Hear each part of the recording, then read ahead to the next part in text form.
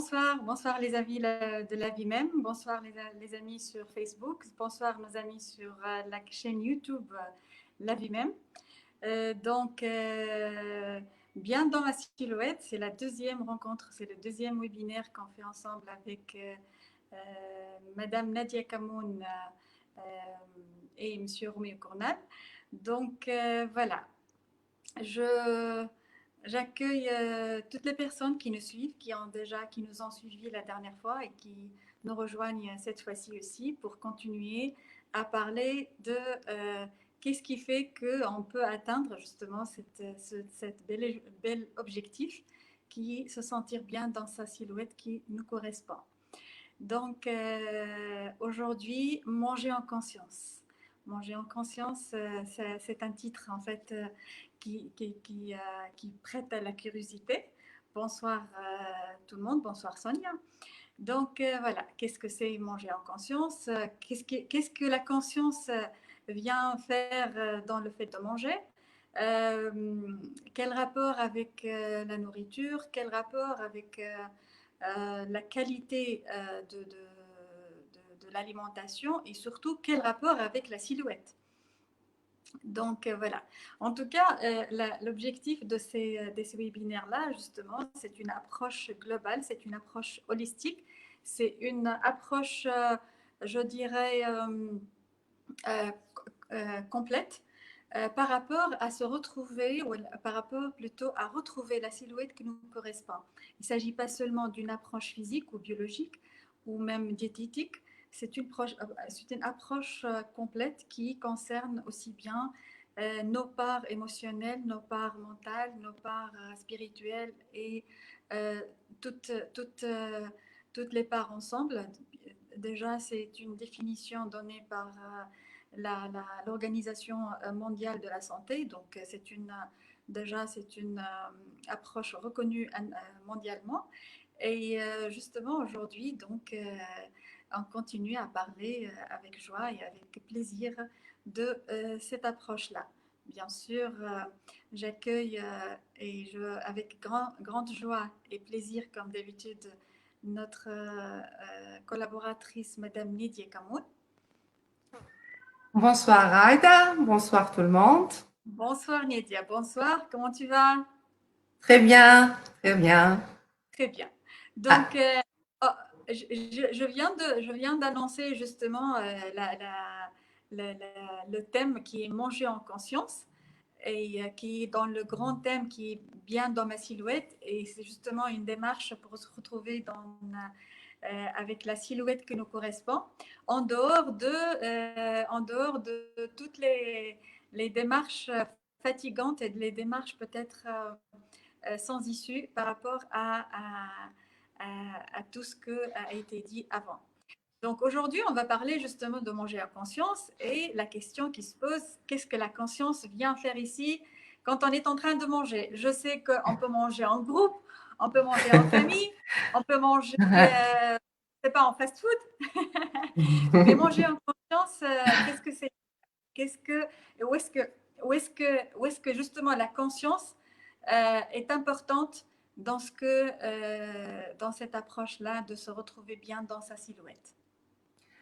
Exactement, Aïda. Donc aujourd'hui, on a choisi effectivement le thème de manger en conscience, car on est tellement en pilotage automatique dans nos vies survoltées qu'on ne se soucie plus des signaux de faim, ni du ressentiment du goût.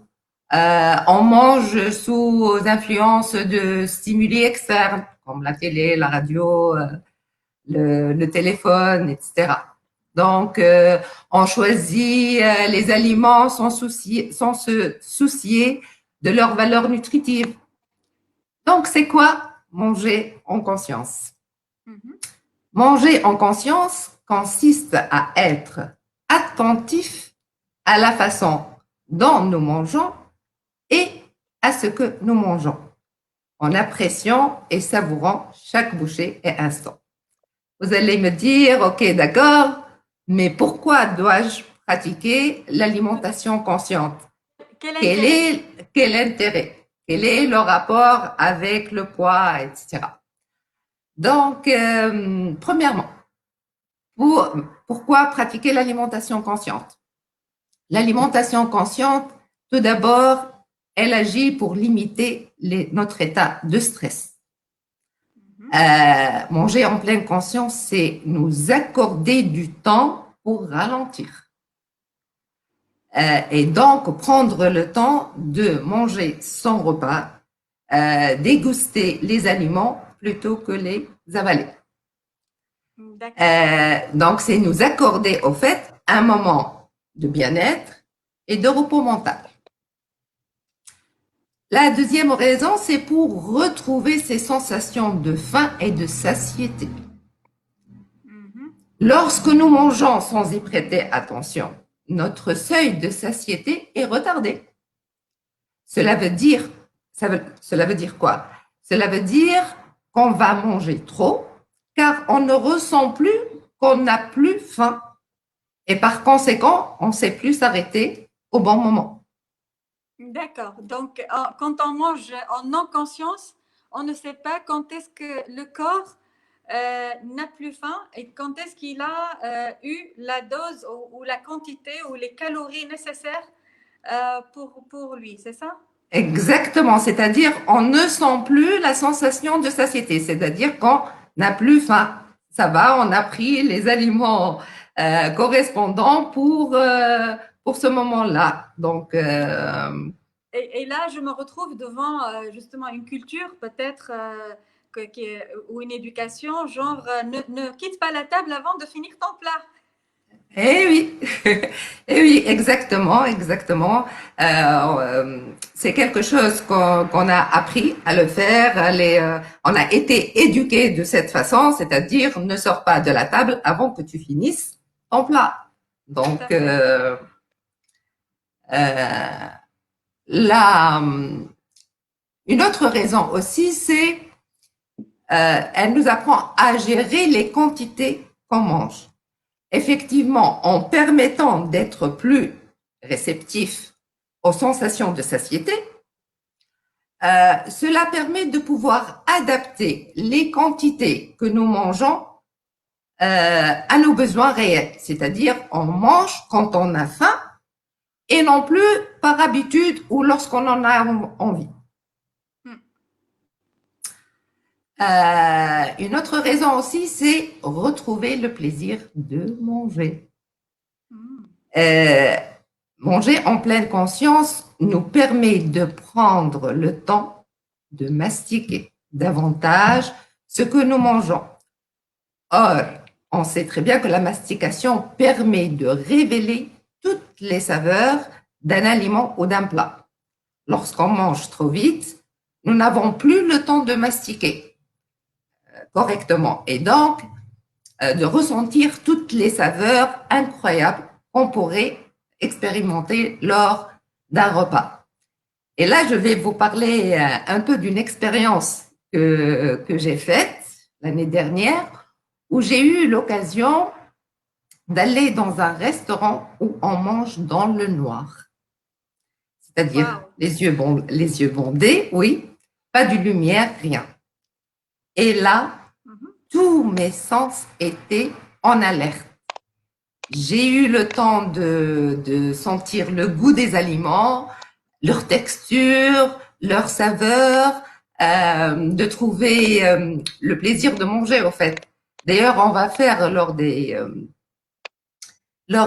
ateliers plein de jeux ou d'exercices de pleine conscience. L'autre raison aussi, c'est avoir... Tout à fait. Je rappelle que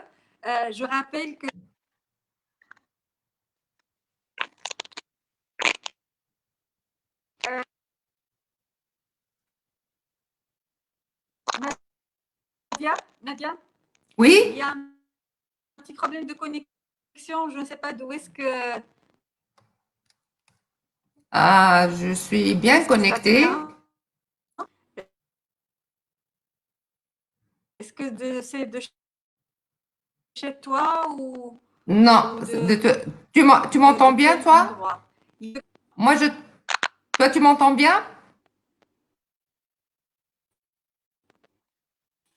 Moi, je t'entends Alors, plus.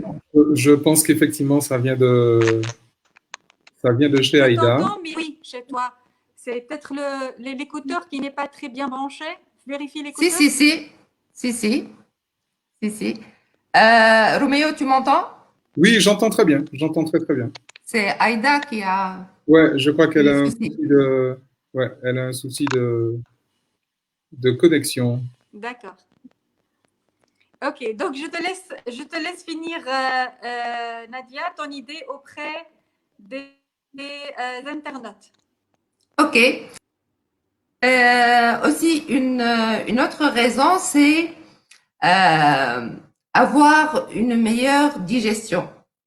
C'est-à-dire, quand on mange en pleine conscience, cela nous permet également à notre système digestif de pouvoir mieux fonctionner grâce à une meilleure mastication. On sait bien que la digestion commence dans la bouche. Donc, ainsi, plus nous mastiquons dans la bouche, plus la digestion sera facilitée dans l'estomac et les risques d'indigestion ou de lourdeur d'estomac seront limités. Voilà, donc pour conclure, l'alimentation en pleine conscience a indéniablement un grand impact sur la gestion de notre poids. Merci, merci, merci Nadia. Alors, en attendant qu'effectivement Aïda retrouve sa connexion, je vais compléter en fait sur un aspect un peu plus scientifique, un peu plus technique. Donc, désolé pour, pour les personnes qui sont peut-être un petit peu réfractaires à la science, mais c'est quand même très important de le dire. Parce qu'en fait, euh, la physique quantique et la science de l'information, alors déjà, c'est pas exactement la même chose. Donc, je prends quand même le temps de bien préciser que c'est pas exactement la même chose. Je fais partie de ceux qui avaient tendance à confondre les deux, mais depuis, depuis un certain cours et depuis la lecture des travaux l'étude des travaux de Philippe Guillemont, chercheur au CNRS. Donc, je prends le temps de faire la différence entre les deux, entre la physique quantique et la science de l'information.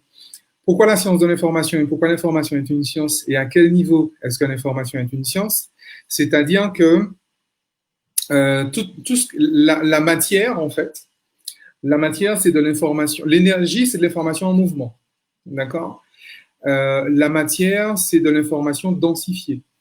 OK? Et ça, ce qui signifie que même nous sommes de l'information densifiée. D'accord? Ce que nous mangeons est de l'information densifiée. D'accord? Ce que nous devenons est de l'information densifiée. Et donc, finalement, nos corps sont une série d'informations, justement, qui est densifiée et qui s'organisent autour d'une conscience. D'accord? Donc, nous avons des. Alors, pour faire rapidement, hein, l'information se densifie, s'organise en particules, les particules s'organisent en atomes, les atomes s'organisent en molécules, les molécules s'organisent en cellules, les cellules s'organisent en tissus, les tissus s'organisent en organes, les organes s'organisent en systèmes et les systèmes s'organisent en corps. Donc, on voit bien qu'on est effectivement de l'information qui reçoit de l'information et qui perd de l'information. D'accord? Nous avons des cellules qui naissent et des cellules qui meurent tous les jours, et en fait à chaque instant. Ça veut dire qu'effectivement, ce que nous mangeons est de l'information. Maintenant, il y a encore plus important. Il y a encore plus important que ça, c'est que nous autres êtres humains, nous avons cette capacité, justement, de ce qu'on va appeler charger une information, une intention, en fait, sur, par exemple, ce que nous mangeons. D'accord? Alors, pourquoi est-ce qu'il est justement très important de manger en conscience, et je vais finalement reprendre ce que tu as dit, Nadia, et donner finalement l'explication, aller plus loin encore dans l'apport scientifique. C'est-à-dire que lorsque nous mangeons en conscience et que nous prenons plaisir à manger, effectivement, manger est une activité qui est relativement lente. D'accord? C'est presque aussi lent qu'écrire, c'est peut-être même plus lent qu'écrire. Et l'écriture, c'est l'un des actes psychomoteurs les plus lents. Et donc, si nous prenons plaisir à manger, si nous mangeons en conscience, nous allons activer simplement notre système nerveux parasympathique. D'accord? Le système nerveux parasympathique, c'est lui qui gère justement la relaxation. C'est lorsque notre système nerveux parasympathique est activé que nous sortons justement du stress. Nous sortons de la réponse de stress qui, lui, est gérée, qui, elle, est gérée par le système nerveux sympathique. Donc, la fuite, l'anesthésie ou l'agressivité. Et donc, prendre le temps de manger, ça veut dire effectivement activer son système nerveux parasympathique, ralentir finalement son activité mentale, ralentir sa biochimie, et finalement entrer, et comme le corps va certainement moins dépenser d'énergie pour beaucoup de choses, on peut du coup être dans une sécrétion effectivement de neurotransmetteurs au niveau du système nerveux entérique, puisque c'est précisément là que l'estomac se met en route. Donc il y a effectivement des neurotransmetteurs qui sont sécrétés, la sérotonine, la dopamine, etc. L'acétylécholine, oui, mais il y en a une autre qui ne vient pas. J'ai acétylcholine en tête, mais bon, voilà. Et le GABA, oui. Et en fait, bien évidemment, par rapport à la qualité des nutriments que nous allons ingérer. Donc ça, c'est vraiment pour l'aspect, j'ai envie de dire, un peu dur. Maintenant, il y a encore plus subtil que ça. Puisque nous avons cette capacité d'ingérer, finalement, de métaboliser ce que nous mangeons. Lorsqu'on mange, je vais prendre un exemple simple qu'on connaît bien. Qu'est-ce qui fait qu'on aime tant, dans tous les pays du monde, j'ai vu ça, la cuisine de nos grands-mères? Alors, bien évidemment, certains sont allés chercher dans de la technicité, certains sont allés chercher dans des traditions, dans des us et coutumes, dans des secrets de cuisine, etc. Mais en fait, le secret de cuisine, il est simple. C'est justement l'amour que nos grands-mères portent à nous faire à manger. L'amour que nos grands-mères mettaient, en fait, ou mettent, si elles sont encore de ce monde, dans le simple fait de cuisiner. Et particulièrement dans certaines régions, dans certains pays, certaines régions du monde, parce qu'il y a vraiment des régions du monde où cuisiner, c'est un plaisir. Le simple fait de cuisiner, c'est un plaisir. Il y a des gens qui adorent ça. Et en plus, quand on fait de la cuisine pour ses enfants, pour ses petits-enfants, pour des gens qu'on aime, le simple fait, l'état d'esprit dans lequel se trouve la personne qui cuisine, en réalité, se transmet à travers, charge, si tu veux, l'information est chargée dans la cuisine. Donc, une façon de dire que c'est pas la peine d'aller chercher les recettes de grand-mère, l'ingrédient principal de la recette de grand-mère, c'est grand-mère. D'accord? D'ailleurs, on a tous fait l'expérience, faites à manger pendant que vous êtes en colère et donnez à manger à quelqu'un qui n'est pas en colère, vous allez voir comment le repas va se terminer dans la famille le soir. Donc, Roméo, finalement, c'est-à-dire que c'est la manière dont on prépare, si on prépare seul à manger, c'est ce qu'on met comme information, c'est notre état interne finalement, en cuisinant, qui va se transmettre dans l'aliment, c'est ça? Absolument, qui va charger en fait de cette information la cuisine qui sera faite. D'accord? Il y a encore autre chose. Pour les personnes, alors bien évidemment, ça pose la question de si je vais manger et que je mange des choses que je n'ai pas préparées, que je mange des choses qui ont été des produits transformés, etc., quelle est l'information qui est chargée dans le plat cuisiné que j'achète au supermarché? Quelle est l'information qui est chargée dans les restaurants où je vais manger? Exactement.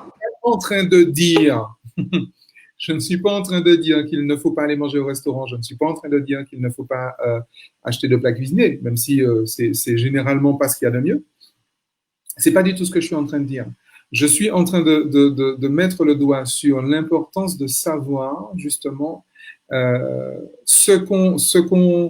d'avoir conscience de ce qu'on mange, de ce qu'on ingère, de l'information qu'on ingère, et surtout de la façon dont on charge cette information-là. D'accord? Il y a une autre façon de charger l'information, et là je vais revenir aux choses peut-être qui peuvent paraître désuètes à certaines personnes, mais lorsque justement on entre à table, il y a une intention justement dans le fait d'ingérer, même si ce n'est pas moi qui ai préparé le repas. J'ai effectivement la possibilité de mettre une intention sur le fait de manger, et même sur une intention sur ce que je vais manger et sur les personnes qui l'ont préparé. ça peut rappeler des choses justement de nos grands-mères.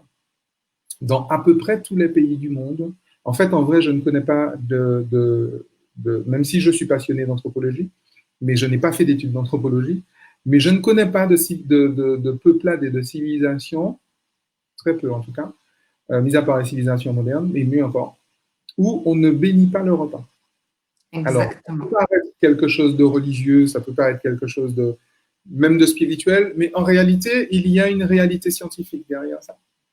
Le fait de ce qu'on appelait bénir le repas, c'était mettre effectivement une intention, mettre une gratitude, le remerciement pour les personnes qui ont préparé le repas, le remerciement pour ce temps, la gratitude pour ce temps et cette opportunité que nous avons de manger, déjà à la base, et également une pensée pour les personnes qui justement, cette compassion pour les personnes qui justement ne mangent pas à leur faim.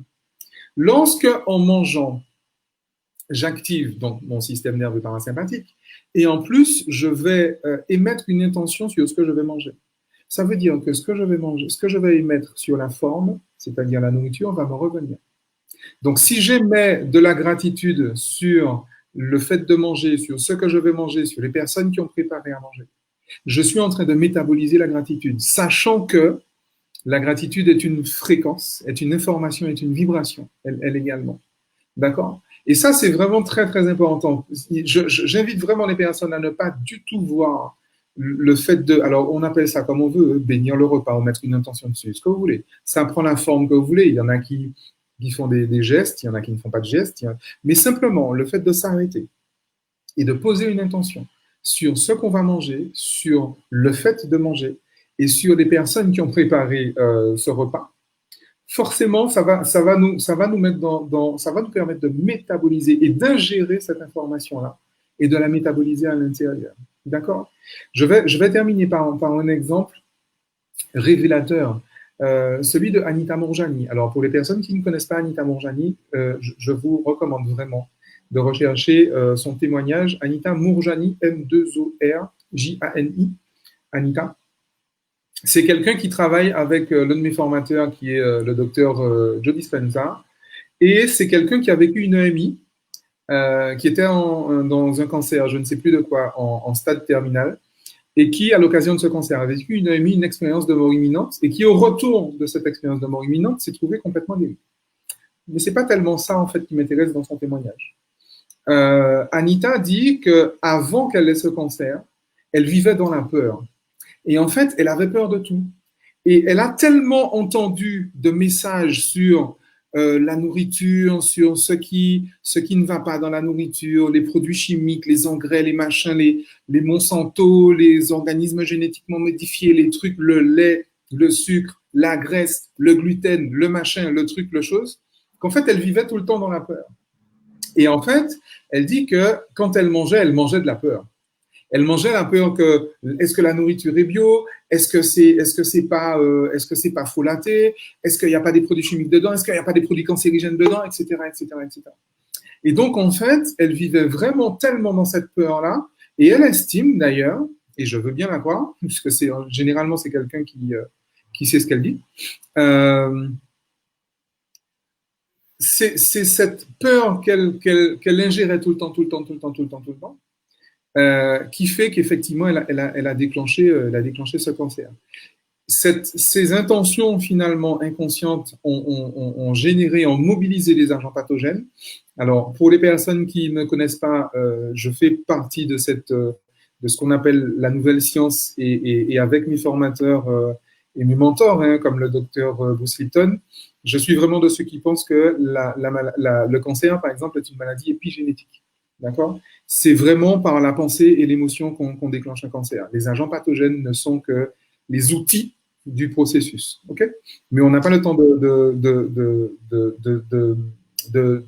détailler là-dessus, de développer là-dessus. Par contre, il est important, parce que je l'entends beaucoup dire dans le milieu de la perte de poids, de l'amincissement, de machin. Je vois des gens qui comptent les calories, je vois des gens qui sont toujours aux aguets. Oui, mais attends, qui se mettent une pression énorme. Ah oui, mais il y a du gluten. Et qui mettent une culpabilité énorme. Ah oui, j'ai mangé du sucre. Ah non, c'était du gâteau. Ah oui, gluten, lactose, gras, sucré. En fait, c'est comme ça qu'on se rend malade. Et c'est précisément comme ça qu'on va générer des kilos qui ne partiront pas avec les régimes. Ces fameux kilos émotionnels, parce que ce sont nos peurs et nos culpabilités que nous mangeons. Roméo, j'ai une question. On dit toujours que tout ce qu'on mange se transforme en énergie. Donc, qu'est-ce qu'on veut après? Dans quelle énergie on veut être finalement après ce qu'on mange? Clairement, c'est-à-dire que tout ce qu'on mange se transforme en énergie et tout ce qu'on mange est de l'énergie. Le corps humain est une machine alchimique qui sert à alchimiser justement de l'énergie. On transforme une énergie en une autre. La digestion, typiquement, la digestion, c'est pour ceux qui connaissent l'alchimie, la digestion, l'estomac, le tube digestif, c'est un athanor en fait. C'est véritablement ce qui nous permet d'alchimiser justement des aliments et d'en retirer les nutriments. Et effectivement, ce qu'on mange, c'est de l'énergie. On transforme cette énergie avec notre énergie et on produit une énergie. Donc, effectivement, tout ce qu'on mange est une énergie. Et nous avons, nous, cette particularité. Il faut bien comprendre que, a priori, les êtres humains sont les seuls capables de faire ça, de transformer finalement et d'alchimiser une énergie. D'accord? Donc, en fonction de l'état d'esprit dans lequel nous sommes lorsque nous mangeons, nous allons produire un résultat, nous allons produire des neuropeptides, nous allons produire nous allons allumer et éteindre des gènes, nous allons produire des protéines, etc., etc., qui feront qu'effectivement, nous aurons telle silhouette et pas telle autre. D'accord? Et ça, c'est vraiment très, très important de le mentionner. Donc, Roméo, on peut manger du gâteau, mais il faut savoir quelle intention on va mettre sur le gâteau. C'est ça ce que tu veux dire? Alors, très clairement, savoir l'intention qu'on met sur le gâteau. Et donc, pourquoi je mange ce gâteau? Parce que, effectivement, quand on parle de kilo émotionnel, on sait bien, et on le sait tous, on l'a tous fait, qu'on peut manger un gâteau non pas par faim, mais pour combler justement une gêne émotionnelle. Comme on n'ose pas ou qu'on ne peut pas exprimer une émotion, on va se rabattre sur un gâteau, on va se jeter sur un gâteau. D'accord? Et bien évidemment, on ne va pas le manger en conscience, puisque le but du jeu n'est pas de manger le gâteau, le but du jeu est de dériver une émotion qui nous submerge. D'accord? Et le principe justement de ça, on peut manger effectivement, d'ailleurs, quand on regarde les travaux du docteur Joe Dispenza, c'est quelqu'un qui est en excellente santé. Hein, et il sait comment, il raconte dans ses livres comment il est en excellente santé. C'est quelqu'un qui adore le vin rouge. D'accord? C'est quelqu'un qui mange, il mange de tout. Hein. Il mange du gluten, il mange de la viande, il mange du poisson, il mange des fruits, il mange des légumes, il mange vraiment tout. D'accord? Et il est malgré tout en excellente santé. Alors, bien évidemment, c'est quelqu'un qui n'est pas en excès. Bien évidemment, c'est quelqu'un qui sait jeûner, très clairement. C'est quelqu'un qui sait méditer, et même c'est quelqu'un qui sait méditer en mangeant ou manger en méditant. C'est comme on veut. Et donc, tout ça pour vraiment rajouter que oui, je peux manger un gâteau et en tirer un plus grand bien. Bien évidemment. Parce que je peux aussi ne pas manger le gâteau et malgré tout grossir. On a vu effectivement des personnes qui mangent peu, qui se privent de nourriture. Alors, je rappelle que jeûner, ce n'est pas se priver de nourriture, mais répartir sa nourriture différemment ou se nourrir différemment, et qui malgré tout grossissent. D'accord? Donc, c'est là qui est vraiment très, très important. Et je trouve dommage qu'effectivement, dans toutes les démarches qu'on a vues par ailleurs, et c'est pour ça que j'ai accepté l'invitation de Aïda et de toi à participer à ça, je vois, s'il y a une composante que même des personnes qui sont des experts du jeûne, des gens qui sont des médecins, des coachs, des nutritionnistes, des diététiciens, enfin des gens extraordinaires, hein, mais il y a une dimension, une composante dont on ne prend pas du tout la mesure, alors que c'est, à mon sens, la plus importante. C'est précisément la conscience, et justement la composante émotionnelle. Et c'est ça qui est extrêmement, extrêmement important. Alors, pendant que je vois que Aïda se débat encore, alors Aïda, je ne sais pas si tu nous entends, mais on ne te voit pas. Est-ce qu'Aïda est là? Moi, je vous entends. Alors, oui, je vous entends, mais vous ne me voyez pas. Je ne sais pas pourquoi. Bon, on dira que la technologie aura eu raison de toi. Je Pourquoi mets vous cette, croyez pas? d'accord. C'est bon et Je mauvais pour mets lui. cette question, Oui. du coup, je mets cette question d'une internaute. Alors, ou d'un internaute, je ne sais pas si vif, je ne sais pas comment on dit. Est-ce que manger debout est mauvais pour la santé? Nadia, qu'en penses-tu? Docteur Aïda, qu'en penses-tu? Est-ce que manger debout est mauvais pour la santé? Moi, je ne pense pas parce que, comme tu viens de le dire, c'est l'intention qui compte, au fait. Qu'on soit debout, qu'on soit assis, quelle que soit la position qu'on va prendre pour manger, effectivement, c'est l'intention qu'on met qui détermine effectivement la qualité, si tu veux. Donc, pour moi, ce n'est pas mauvais pour la santé. Je pense aussi, et j'ai même envie d'interroger la question. Souvent, quand on me pose une question, j'ai tendance à interroger la question. Est-ce que manger debout est mauvais pour la santé? Est-ce qu'on n'est pas là encore, face à quelqu'un qui, qui traque justement ce qui est bon, ce qui est mauvais pour la santé? C'est ça ma question. C'est ça ma question.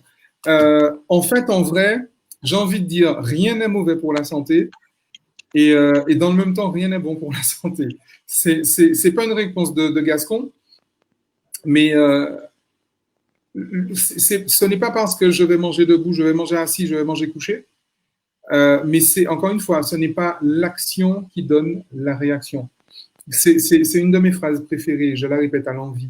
L'action n'a jamais donné de réaction. Jamais. Depuis l'histoire de l'humanité, aucune action n'a donné de réaction. Je suis désolé de vous l'apprendre, en tout cas pour les plus matérialistes d'entre vous, mais une action n'a jamais donné de réaction. C'est l'intention qui donne la réaction. D'accord? Pourquoi je mange debout? Je mange debout parce que je suis pressé? Je mange debout parce que limite, je peux me dire, si je mange debout, au contraire, je mange debout, je suis dans toute ma verticalité. Si je mange debout, finalement, ma digestion est certainement facilitée. Qui sait? Qui sait? D'accord?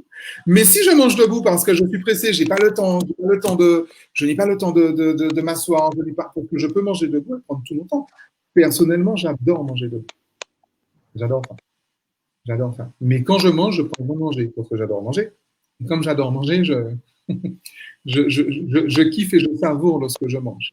Et je crois que ça, c'est vraiment ça qui est très, très important. Il n'y a pas de bon et mauvais. De bon et mauvais. Il n'y a pas de chose qui soit mauvaise pour la santé, mis à part l'intention que l'on met par rapport à sa santé, par rapport à son corps, par rapport à soi-même, par rapport à sa silhouette. Alors, est-ce qu'Aïda est encore là? Parce que mine de rien, l'heure est déjà passée. Alors, Aïda, je ne sais pas si tu nous entends et je ne sais pas si tu pourrais intervenir. Le prochain webinaire, c'est dans 15 jours. Et dans 15 jours, nous allons présenter un programme justement d'accompagnement, le programme Bien dans ma silhouette, parce que Bien dans ma silhouette est un programme d'accompagnement qui va durer toute l'année, on va dire toute l'année, enfin l'année scolaire, on va dire ça comme ça, donc de septembre à juin. Et ce programme d'ailleurs va se terminer par un séjour, mais un séjour paradisiaque en Tunisie, avec en plus une rencontre avec Aïda et moi-même forcément, et bien évidemment des soins, des petits soins, les petits doigts magiques de Nadia Kamoun dans l'Institut du Mali. Et en fait, pendant cette année, on va voir justement toute une série, toutes les composantes finalement, la composante émotionnelle, on en a parlé, la composante relationnelle, parce qu'il y a une question d'épigénétique dans l'histoire, hein, forcément, la composante corporelle et donc scientifique, biologique, et on va bien sûr parler, donc dans la composante corporelle, on va parler de mouvement, on va parler de soins du corps, forcément avec Nadia, on va parler d'exercice physique, on va parler de respiration, on va parler de sport. Et la composante biologique neurophysiologique, j'ai envie de dire neuroscientifique. On va parler de neurotransmetteurs, on va parler de métabolisme, on va parler de gènes, de protéines et de neuropeptides, etc. Donc, c'est vraiment quelque chose de complet où on va accompagner des personnes justement à être bien dans leur silhouette. C'est véritablement ça. C'est pas un régime, c'est pas une recette miracle, c'est pas un programme d'investissement, c'est pas un protocole, c'est pas un truc de privation, c'est pas une affaire, c'est pas tout ça. C'est une approche vraiment holistique, une approche vraiment globale, avec un médecin, une esthéticienne et un coach spécialisé en neurosciences. Donc, plus complet que ça, je ne sais pas si on peut faire, mais voilà. Mais en tout cas, on va vous présenter plus en détail. Oui, Aïda. Ah, Aïda est de retour. Oui, en fait, justement, j'ai eu des petits soucis avec la connexion. Je pense que voilà.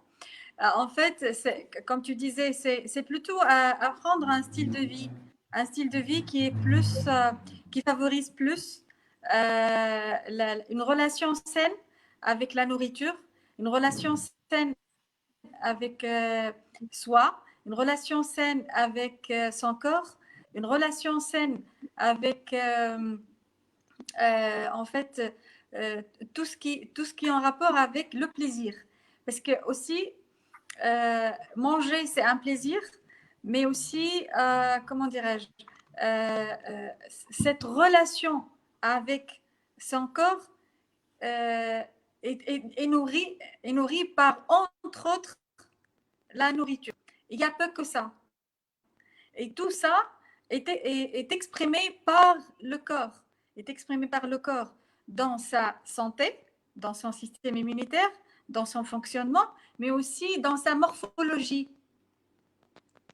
Et justement, en fait, je pense que la morphologie, c'est la première chose qu'on voit. C'est la première résultante qu'on voit suite à cette relation qu'on a avec soi-même, qu'on a avec la nourriture et qu'on a avec son corps.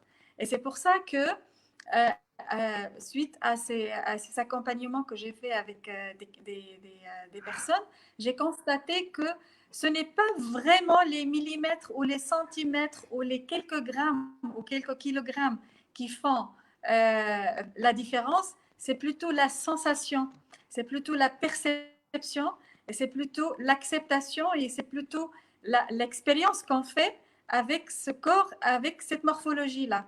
Donc, c'est plutôt un état intérieur, beaucoup plus qu'un état extérieur. Du moins, c'est le début. Et après, l'extérieur, la forme, la morphologie, l'état, c'est plutôt la résultante de ce qu'on expérimente, nous, de l'intérieur. Et c'est pour ça que j'ai vu l'intérêt de conduire ce programme sur la durée, parce que justement, ce n'est pas un protocole, ce n'est pas une technique, ce n'est pas une méthode ou une recette, c'est plus une qualité de vie, une qualité, un style de vie, je dirais, de luxe en fait, de se permettre de manger ce qu'on veut, de mettre comme vêtement ce qu'on veut, au moment qu'on veut, mais avec justement la joie, avec plutôt la facilité, pas avec la restriction. Tu vois, Média, certainement, tu as rencontré ces états d'urgence avant la saison estivale. Tout à fait, tout à fait. Ou avant la saison des fêtes, tu vois. C'est juste pour rentrer dans la robe que j'ai adorée ou pour rentrer dans le maillot. Le maillot ou tout ça, tu vois. Et c'est ça, en fait, vivre dans cet état de tractation avec son corps, tu vois. À mon avis, il y a un moyen aujourd'hui pour vivre en paix avec ce qu'on mange et avec son corps et avec ce qu'on veut faire, en fait, quelle apparence on veut avoir. Et à mon avis, c'est ça ce qu'on peut apprendre au fil de ce programme-là, parce que ça s'étale sur la durée. Et aussi, on peut rencontrer en fait toutes les résistances, tout ce qu'on n'a pas vu, tout ce que les personnes n'ont pas pu détecter et qui les empêche justement de s'aligner. Parce que justement, quand on atteint un état d'alignement en fait entre nos émotions, la conscience de qui on est, de nos pensées, de l'état intérieur avec le corps, cet alignement va tout simplement conduire à un métabolisme correct, va conduire à un état de satiété et de satisfaction de la nourriture diversifiée, correcte.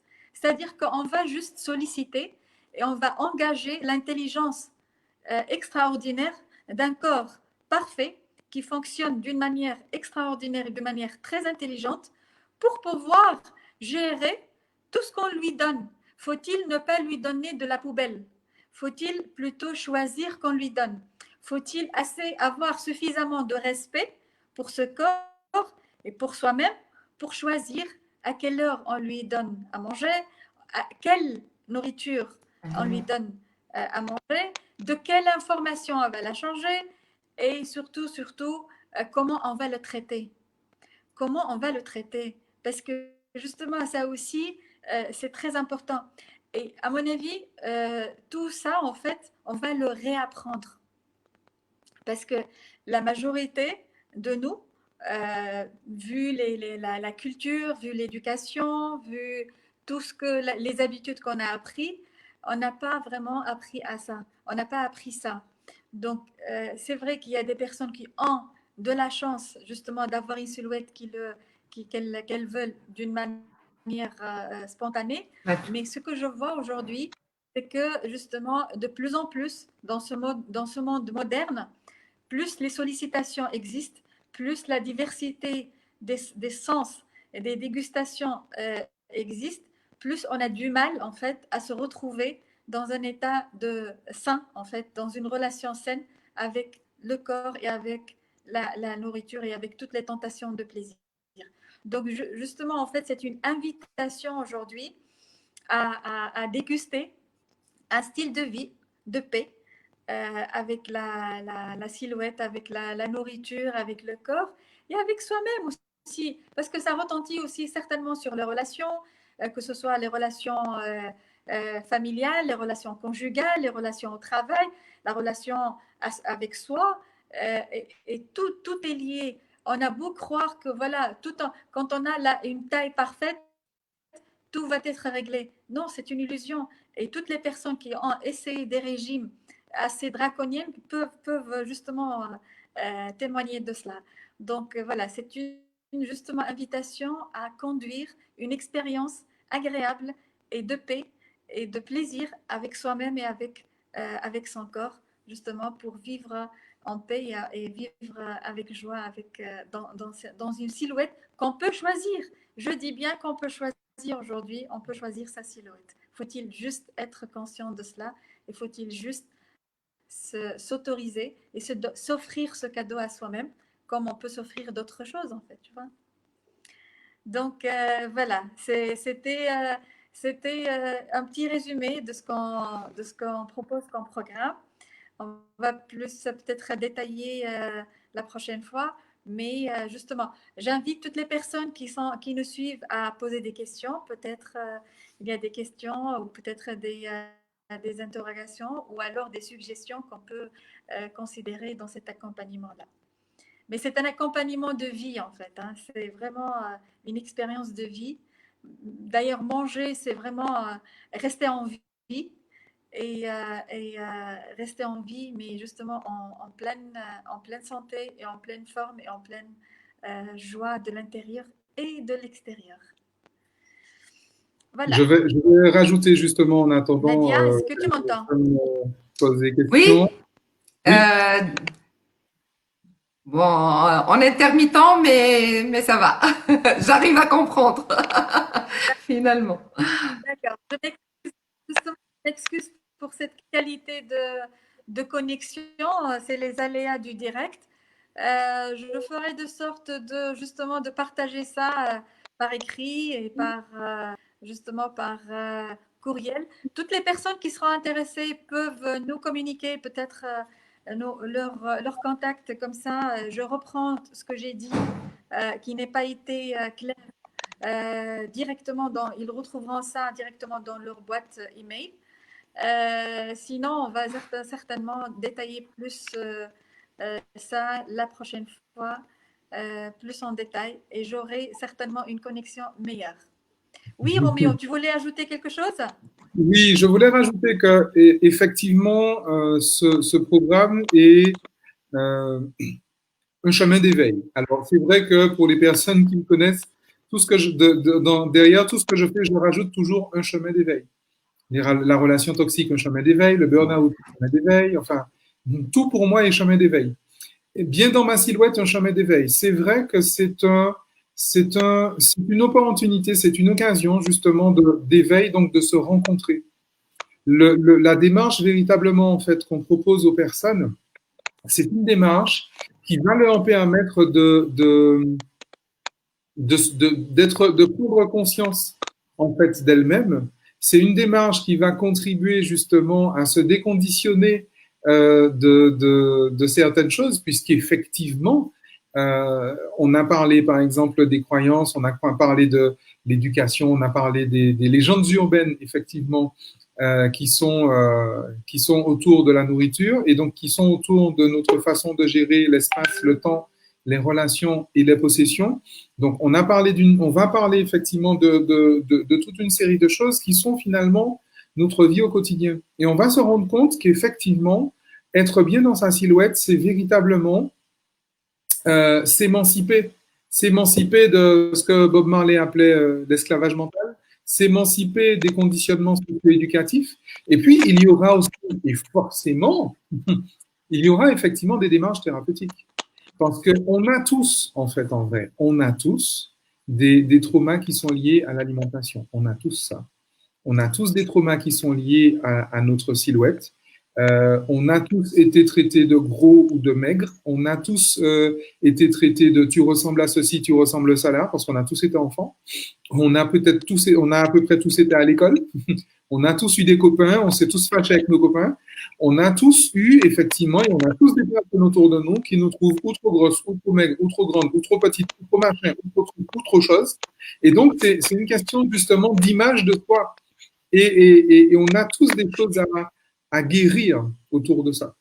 Exactement. Moi, je voulais rajouter que c'est un programme dont j'ai rêvé vraiment parce que à chaque fois, je disais que il fallait un coach d'une façon permanente à l'Institut. Donc, c'est vraiment une très bonne occasion pour mes clientes. Donc, j'invite toutes mes clientes qui sont sur la page Institut Nedia Kamoun. Donc, ils vont retrouver effectivement ce webinaire qu'on a fait et ils peuvent soit contacter Dr Aïda sur la vie même ou sur aussi directement soit à l'Institut, soit sur la page Institut de beauté Nedia Kamoun. Donc, j'invite toutes mes clientes vivement à faire ce programme qui prend effectivement la personne d'une façon holistique. Voilà.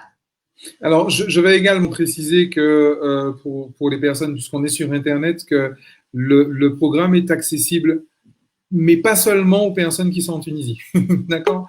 Le programme, en fait, est accessible, alors en français, mais il est accessible à toute personne francophone autour du monde.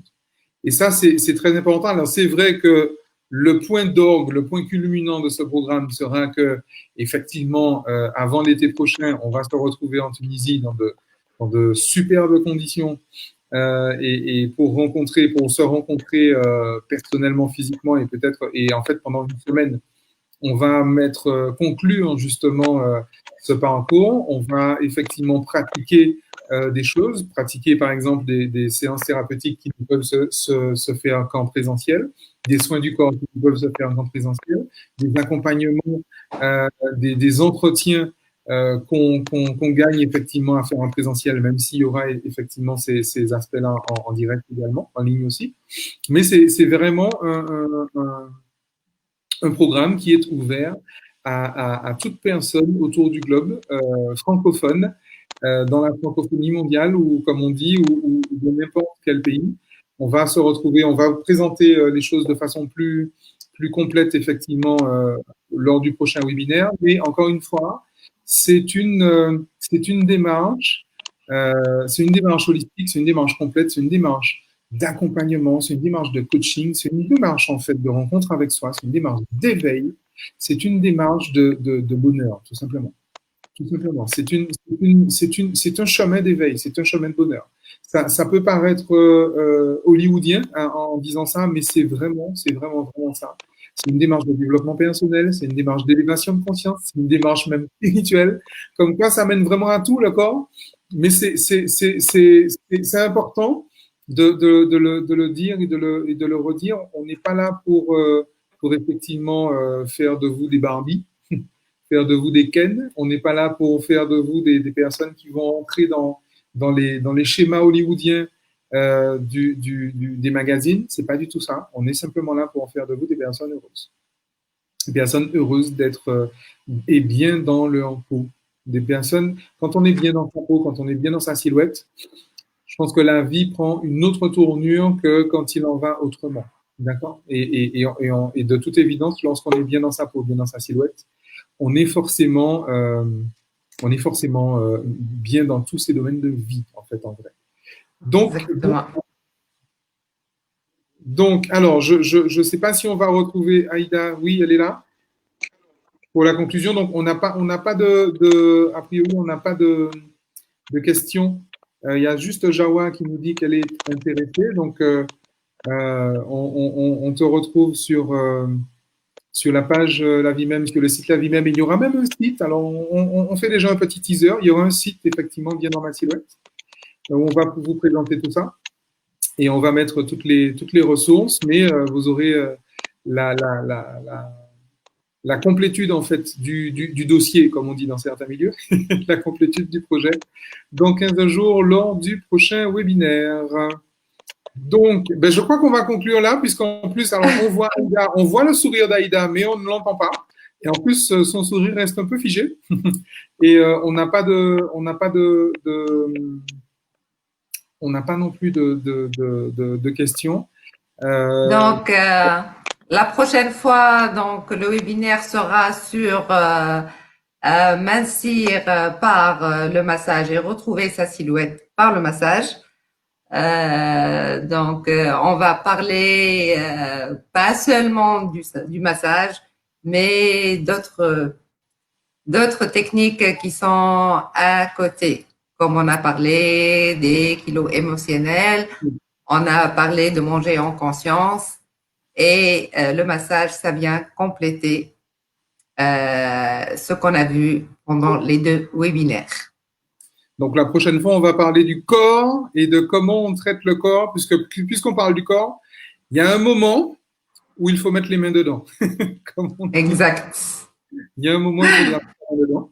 Et on va parler de justement comment est-ce qu'on met la main dedans pour justement compléter justement la démarche, puisqu'effectivement, c'est une démarche émotionnelle, c'est une démarche psychologique, mais c'est aussi une démarche corporelle, une démarche biologique. Oui. Donc, on se retrouve donc dans 2 jours.